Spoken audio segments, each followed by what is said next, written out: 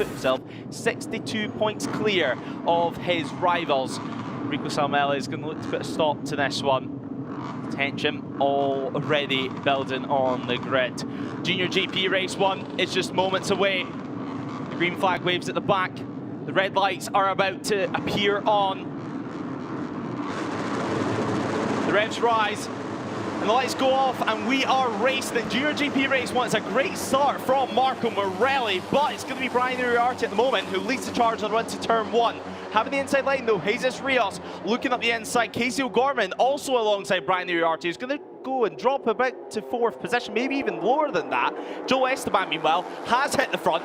Now attacked by Marco Morelli. Has a look, thinks better of it. Esteban wide. That's going to affect his line through the long turn 3. It's just being nice and patient on the tyre. Brian Uriarte, he's down to P6. Perhaps not the start he would have been hoping for. Now Morelli looking for another attack down the inside at turn 4. And well, he's not unable to make that move work this time around. He slots back into 2nd position as we head to turn 5, and now he is ahead of Joel Esteban.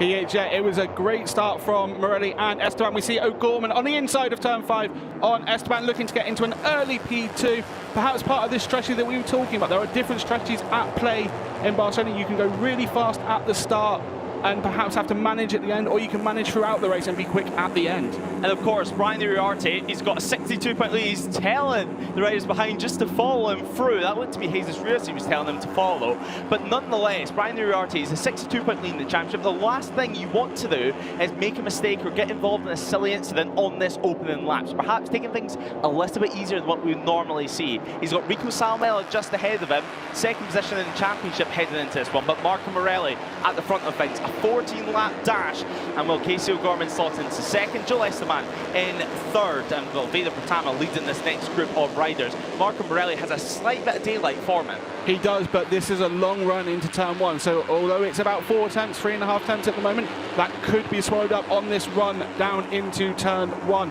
It is a very compact group at the moment, although on that shot, Morelli very clear. He should have enough heading into the braking zone at turn 1.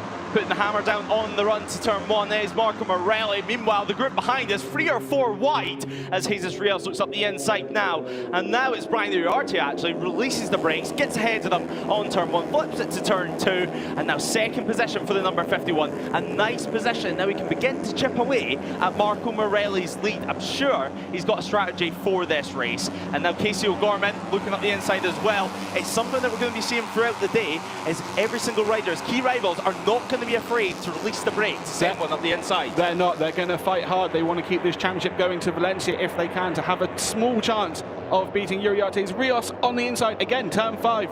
It's side by side. Uriarte just holds it around the outside. Great riding from number 51. Yeah, some great riding there. Defensive skills, not afraid to lean it on the top, the number 54. And while a few riders dropping back, Adrian Cruzes already up into P13. He's dropped down to the Junior GP class from the Moto2 European Championship. And that's just to get some running for his move to the Moto3 World Championship next season. Of course, he got a penalty in qualifying, and now he's beginning to work his way through the order, so don't be unexpected to see him up the order. Evan Belfer as well, further back in the shot. Rico Salmela launching the move down the inside of Joel Esteban. And well, this front group is a chaotic start, but you have to say everyone just trying to get themselves within those top 5, within those top 3 places. Trying to get there in the final sector, and you have to say he looks like he's going to be trying to take the lead on the run to turn 1 this time around. Plenty of riders up the inside though. Who can make it work? It is going to be Casey O'Gorman. So Casey O'Gorman up into P1. Marco Morelli losing ground down into P4 as things stand. Is he going to lose even more positions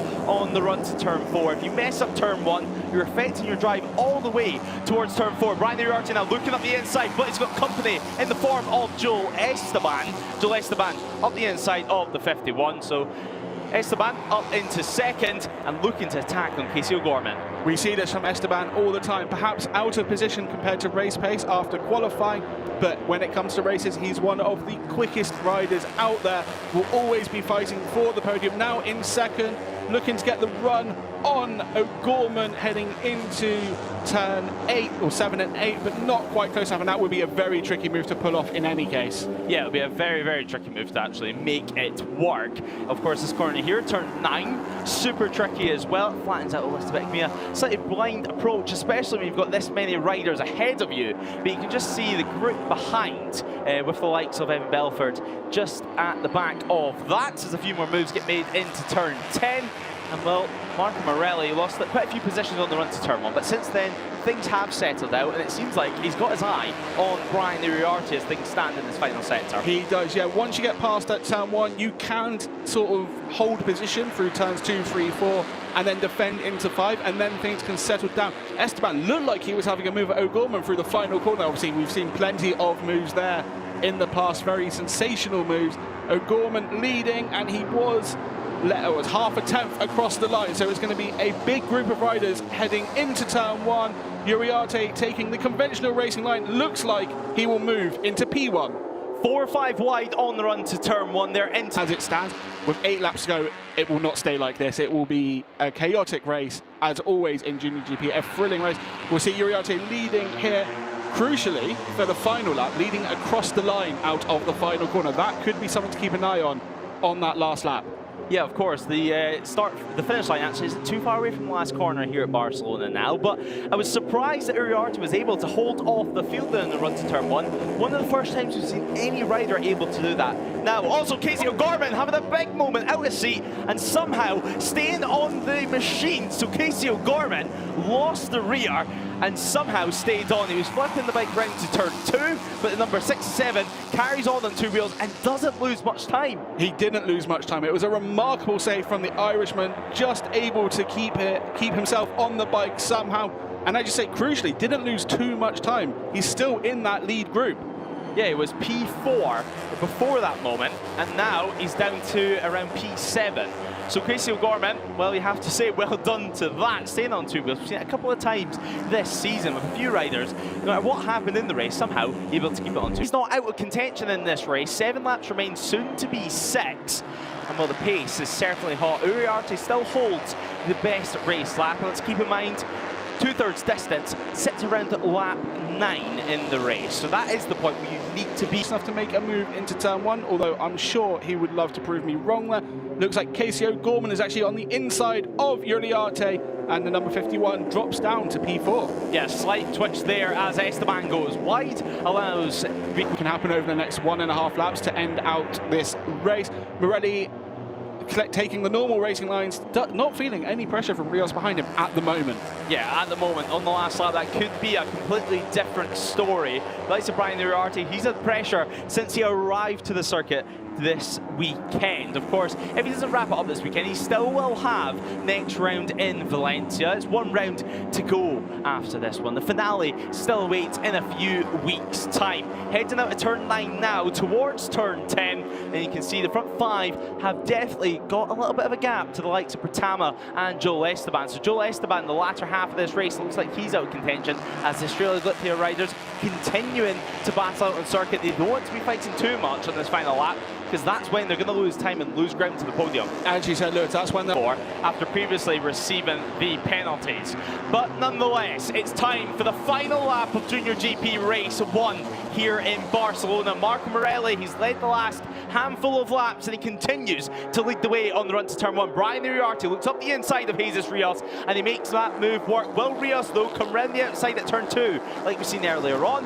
No, he will not, as Casey O'Gorman is beginning to look aggressive as well on his own teammate. And nonetheless, Rios just ahead towards out of turn 3 towards turn 4 we go now, and well, he's getting pushed off the circuit there, and Brian Uriarte holding firm, slots back into P5, and we're showing yet again that the field, they're not afraid to make moves on him. They're not afraid to make moves on the championship leader at all. Is Uriarte going to respond at turn 5 on the inside on Rico Salmela? It looks like he's going to make that stick. The number 51 moves back into P3. Yeah, up into P4 for Rico Salmela, and well, proving yet again, Brian Uriarte is not afraid to get his elbows out on this final lap. We enter the final half of a lap now when we head towards the back straight. Slipstream is going to be crucial. Still nobody showing the front. They're watching on anxiously because, well, you have to say a move's going to be made in this final sector. A move could be made in this final sector. Morelli was just under 2 tenths clear at the end of the previous sector. That gap has come down now. Rios will hope his last chance is either through the final corner or get a very good exit and take advantage of the slipstream across the line. Jesus Rios, he's building towards a move here at Barcelona. He looks up the inside at the final corner, and he's made it work. Jesus Rios up the inside. Can he hold it all the way to the line? The number 54 does do it. We've seen it in the past. We've seen Razkatioglu, we've seen Rossi, and now we've seen Rios. He crosses the line to take victory as, well,